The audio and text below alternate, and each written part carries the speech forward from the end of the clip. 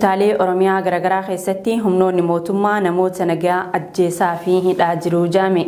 Ajjeechaa fi hidhaan namoota nagaa irratti raawwatamu kun maqaa waraana bilisummaa Oromootiif dahoo taatan jedhuun akka ta'e maddeen ibsanii jiru. Siraaj Sabaaf dabalata qaba. Waraana farra dhiphee lolaa mootummaan federaalaa Oromiyaa irratti labsee hordofeem kutaalee Oromiyaa garagaraa keessatti namoonni nagayaam humnoota tikaatiin butamaa jiru jedhameem hidhaa fi ajjechaa raawwatamaa jiru qabata waraana bilisummaa Oromoo deeggartu jedhuun akka ta'e odeeffannoon kutaalee Oromiyaa garagaraa irraa Oromiyaa miidiyaa neetwork dhaqqabu ni mul'isa. Jiraattonni magaalaa Amboo akka himanitti magaalattii fi naannoo isheettiin hidhaa fi achi buutee dhabamsiisuun torbaanota sadii as hammaatee jira. Magaaluma Amboorraa wantan dabarsuu barbaadu namoota baay'eetu sababa hin beekamneen torbanoota sadii darbanii fi mana hidhaatti guuramanii jiru. Namoonni kun yakka tokko malee mana hidhaatti hidhamanii jiru. Har'a maatiin hidhame immoo torbanoota kun amma kanaatiif waan dhimma ittiin hidhaman yookaan gara mana murtiitti hin dhiyaanne. Haalli nageenyaa naannicha jiru sodaachisaa ta'uu jiraattonni himaniiti jiru. Ilaalchi mootummaan uummataaf qabus gaarii akka hin taane himameeti jira. Godinaalee Oromiyaa hedduu keessatti gochaan wal fakkaataan humnoota mootummaan bobbaasen raawwatamaa jiraachuu ragaaleen ni mul'isu. Erga duulli waraanaa farra riphee lolaa jedhu Oromiyaa irratti labsamee boodaan bakkeewwan garaagaraatti qaamoleen nageenya mootummaa namoota nagaa hidhuun cinatti tarkaanfii ajjechaa irratti fudhataa jiraachuun jiraattonni himaatii jiru. Humnoonni nageenya mootummaa lola waraana bilisummaa Oromoo waliin adeemsisaniin waan dadhabaniif qabata dahoo waraana bilisummaa Oromoo taatan jedhuun tarkaanfii haloo bahiinsaa uummata irratti fudhataa jirus jedhameetii jira.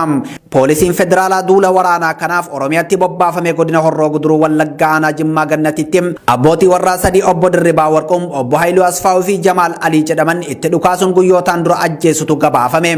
Haaluma wal fakkaatu Shawaa Lixaa aanaa Liiban Jaawwittis humnoonni mootummaa namoota sadii Baqqalaa Kabbadaa, Aggaa Faarii Dachaasaa fi Mootii Guutamaa jedhaman mana hidhaatii baasuun ajjeesaniitii jiru. Mootummaan Oromiyaas ta'e kan federaalaas waa'ee namoota nagaa ajjeefamaa jiranii waan jedhan hin qabani. Duulli Tiwiitaraa hoggantootaa fi dhaabbilee idil addunyaa irratti haashtaag gochuu waraana Oromiyaa irratti labsame balaaleffatu kaleessa galgala adeemsifame. Duulli kun mootummaan Abiyyi Ahmad humnoota waraanaa isa tumsan loltuu Eertiriyaa humna addaa fi faannoo Amaaraa akkasuma raayyaa ittisa biyyaa Oromiyaatti bobbaase akka baasu gaafate. Siraaj Sabaaf duula Tiwiitaraa kana ilaalchisuun gabaasaa bal'aa qindeessee jira.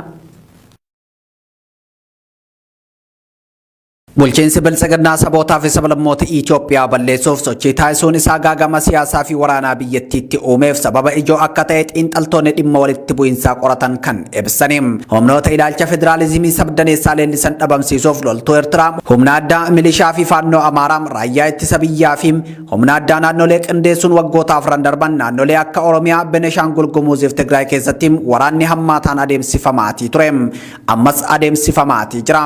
Tibbana immoo erga waraanni kaaba Itoophiyaa qabata deeggarsa namoomaa jedhuun dhaabbatee booda waraanni guddaan dhaadannoo opereeshinii farra riphee lolaa jedhuun Oromiyaa irratti labsamee wal waraansatu jira. Lubbuun namoota nagaas hobbaafamaatii jira. Waraana Oromiyaa irratti labsame kana kan balaaleffatu duulli Tiwiitaraa kaleessa galgala adeemsifameetii jira. Duulli Tiwiitaraa dhaadannoo waraanni duguggaa sanyii Abiyyi Ahmad Oromiyaa irratti bane haa dhaabbatu jedhu kun hooggantoota biyyoota badhaadhanii dhaabbilee idil addunyaa fi miidiyaalee addunyaa irratti haashtaag taasifamuun adeemsifame. Ministeerri dhimma Ameerikaa Antoonii Bilinken, barreessaa olaanaa dhaabbata mootummoota gamtoomanii Antooniyo Gutaares, Komishiinara Gamtaa Awurooppaa Joosef Boorel, Pirezidaantiin Gamtaa Awurooppaa fi kanneen biroo dhimmicha akka quba qabaatan taasifame jedhame. Duulli Tiwiitaraa kun humnoonni waraanaa bulchiinsa Abiyyi Ahmad tumsan kanneen akka loltuu Eertiraa, humna addaa fi faannoon Amaaraa akkasumas raayyaan ittisa biyyaa Oromiyaa keessaa akka bahan gaafateetii jira. Waraanni mootummaa federaalaa tumsuun Oromiyaatti bobbaafame lubbuu hawaasa nagaa gaaga'aa fi manneen uummataa ibiddaan barbadeessaa akka jirus duula kana irratti heerameetii jira. Humni finxaalessa Amaaraa milishaa fi faannoon duula babal'ifannaa lafaa Oromiyaa irratti adeemsisuun hawaasa kuma dhibbootaan lakkaa'amu qe'ee isaanii irraa buqqisaa akka jiru duula kanaan hubachiifameetii jira. Sochii humnoonni Amaaraa babal'ifannaa lafaa olaantummaa diinagdee fi siyaasaa goonfachuuf taasisan Itoophiyaa gara diigumsaatti oofaa akka jirus heerameetii jira. Haaluma kanaan weerarri lafaa godinaalee Wallagga Bahaa, Horroo Guduruu Wallaggaa, Shawaa Bahaa, Shawaa Lixaa fi Shawaa Kaabaatti humnoota kanaan adeemsifamaa jiru akka dhaabbatu gaafatameetii jira. Humni addaa faannoo fi milishaan Amaaraa uummata Oromoo naannoo Amaaraa keessa jiraatan jumlaan ajjeesuu fi Shawaa Roobit keessatti miidhamtoota ambulaansii keessaa baasanii ajjeesuu isaanii viidiyoon mul'isu duula kana irratti dhiyaatee jira.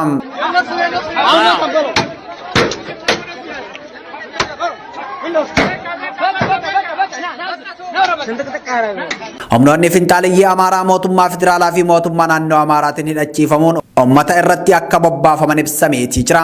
Godinaalee Oromiyaa garaagaraa keessatti ajjechaan gara jabinaa raawwatamuu kan ibse duulli Tiwiitaraa kun ajjechaan dargaggoota lama irratti godina Booranaa Aanaa Mi'oo keessatti akkasumas ajjechaan Dambidoollotti Amaanu'eel Wandimmoo irratti raawwatamee fi kanneen biroos ibseetii jira.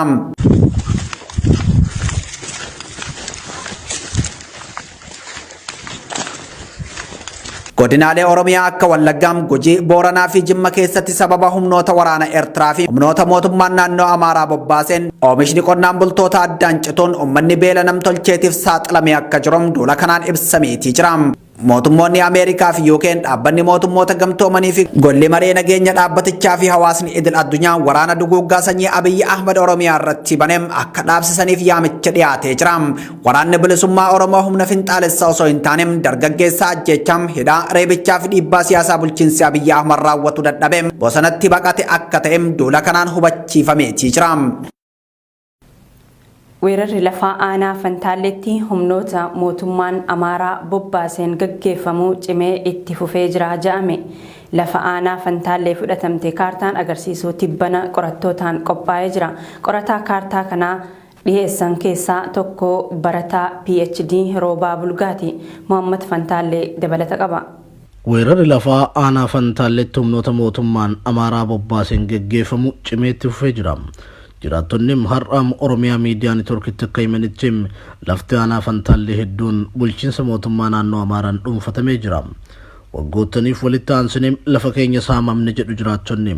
Kun osoo kanaan jiru lafa aanaa Fantaallee fudhatamte kaartaan agarsiisu tibbanam qorattootaan qophaa'ee jira.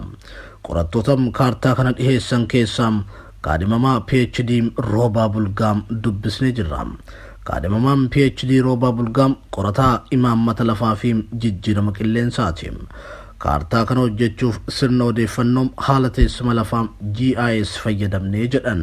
Kanaanis kaartaa dhaabbata mootummoota gamtoomanii bara 1990moota keessa hojjeteerraa dhaabbachuun lafa fudhatamte addeessine jechuun dubbatan.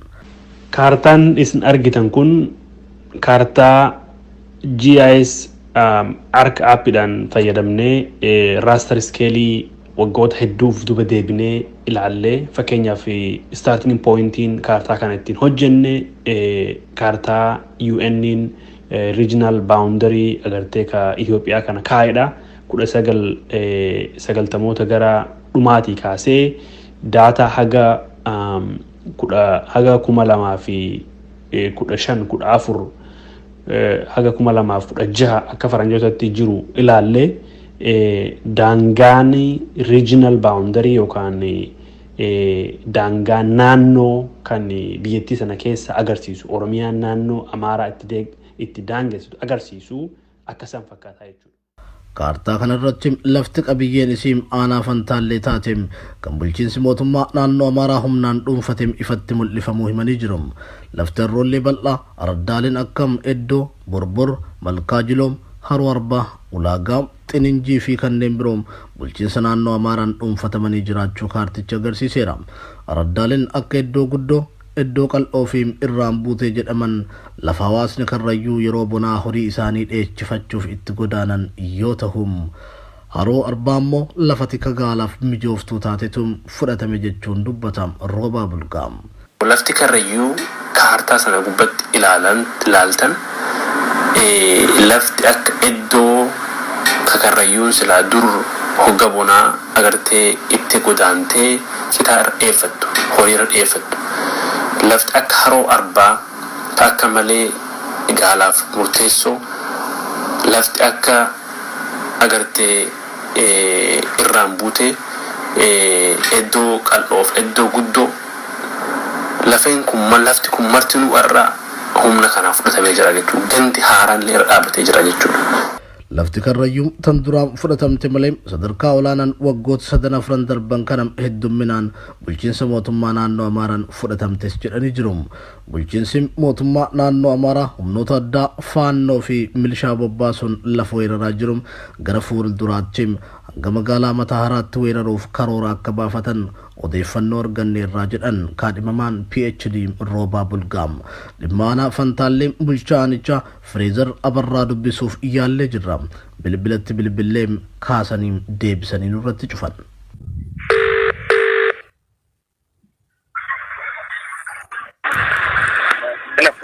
Hello, kam jirtan nagaa keessanii? Hello. Godina Horroo Guduruu Wallaggaa aanaa Abee Dongorootti humnoonni fiinxaaleeyyii Amaaraa hawaasa irratti dararaa raawwachaa jiraachuun dhagahame. Jiraattonni aanichaa har'a Oromiyaa Miidiyaa Neetwoorkiif yaada kennaniin humnoonni fiinxaaleeyyii kunneen inumaa hanga namoota nagaa walitti qabanii hidhuu gahanii jiru jedhani. Manneen jiraattotaas gubuutti akka jiran ibsanii jiru. Duula waraana bilisummaa Oromoo irratti mootummaan labse tumsina jedhanii tarkaanfii fudhataa akka jiran himani.